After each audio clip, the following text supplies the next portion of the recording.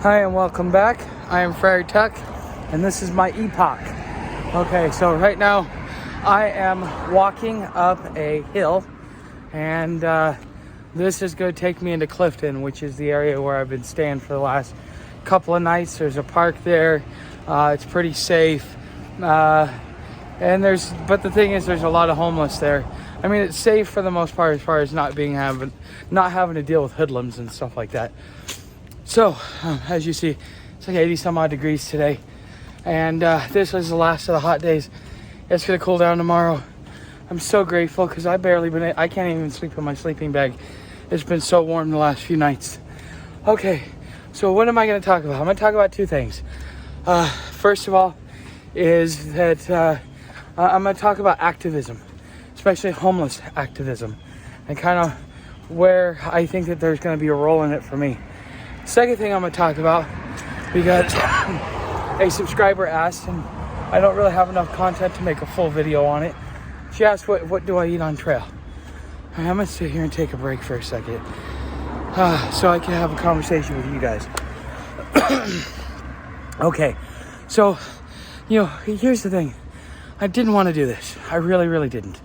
I wanted to kind of go off, do my YouTube channel, keep to myself. I don't want to bother anybody. I don't want to get bothered.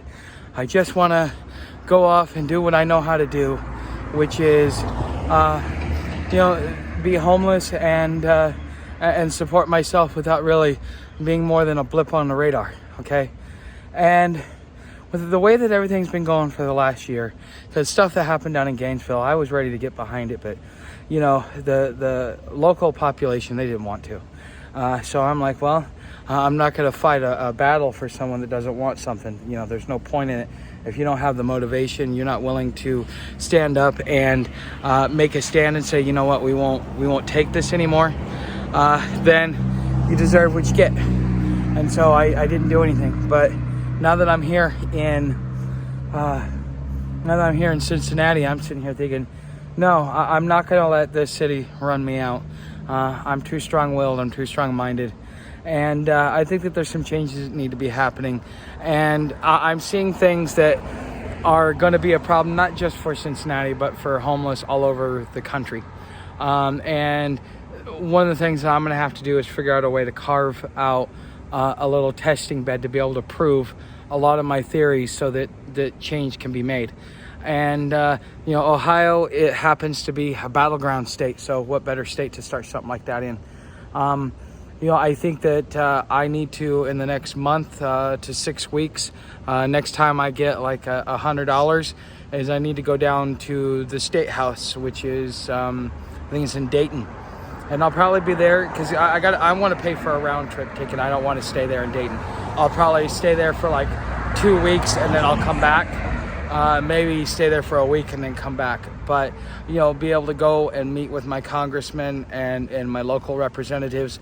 But I also need to go and get my birth certificate so I can have an Ohio ID so that when I go up there, I can say, yes, I'm a constituent. So there are groups out there that will pay for my ID and my birth certificate. So I don't need help with that. But I may end up needing help with the bus ticket depending upon how things are going for me financially. But I think that at least for the winter, because I just found out, my neurologist appointment so that I can get my brain checked out to have all this stuff done is not until like the middle of January at like late in the afternoon. And I mean, that's a long time. I may be here for a minute if I want to stay long enough to be able to get a diagnosis, because it's gonna take them a minute, and the appointments to be able to get this stuff done are so far out because there's a lot of people that are dealing with a lot of issues, especially when it comes to the brain. And I may even want to start looking at getting into some experiments and seeing if that can kind of help me with, getting some things in order. And two, it's mutually beneficial. So I think that as much as I really want to get on the road, and I am gonna travel, I will have to travel, just maybe all over Ohio instead of all over the country. Okay, but I think that watching the support behind the channel, watching the growth that has been going on now that I've been talking about homeless topics and getting more in depth, not only on how we live, but the things that we have to deal with and the obstacles that we have to overcome in this lifestyle, and some of these things that we have to deal with and obstacles, they really shouldn't be there. It's the state or society that is putting those obstacles there. So if we really, because here's the thing, we got the Great Dispossession coming. The bottom 30% of society is out on the streets or living hand to mouth, living worse than hand to mouth. I mean, we're talking about supply chain breakdown, economic breakdown, mass layoffs, dollar collapse. Okay, and this could happen very well in the next year or two.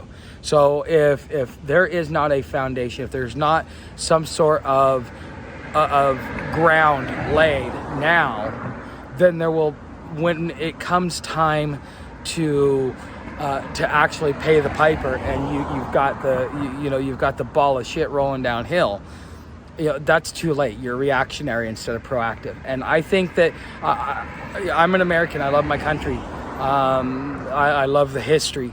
I love my fellow man the same way I love myself. And I would hope that someone would do the same thing for me if they have the knowledge, the talent, and the skills.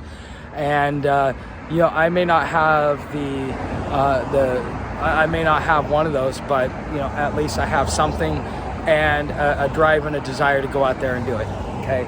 So I think that's what's going to happen. So if I may be asking you guys for other things, and that also means that if I'm going to do this activism thing, that I would also have to file myself as a 501c3, so that for various reasons, to be able to do fundraising, and it'll also open up some doors if I want to do this. But I think I want to do something low key. I learned how to start a business off at $20, and within a few weeks I was making $3,000 a month off of $20 startup. So why would I want to put a lot of money into something when it may not necessarily be there? So I don't know. Well, we'll see. Things right now, this is in the thought process, but I've noticed how my mood and my attitude and my thought process has changed, and it's like nobody wants to do anything, and if all I'm going to do is talk about it, I'm not doing anything to help the problem. Okay. I got to be part of the solution. That's why I did that shirt, Be the Solution, okay? Because you can either be part of the problem or part of the solution, and I'd rather be part of the solution. So, second topic, all right? I was asked, what do I eat? Well, it depends.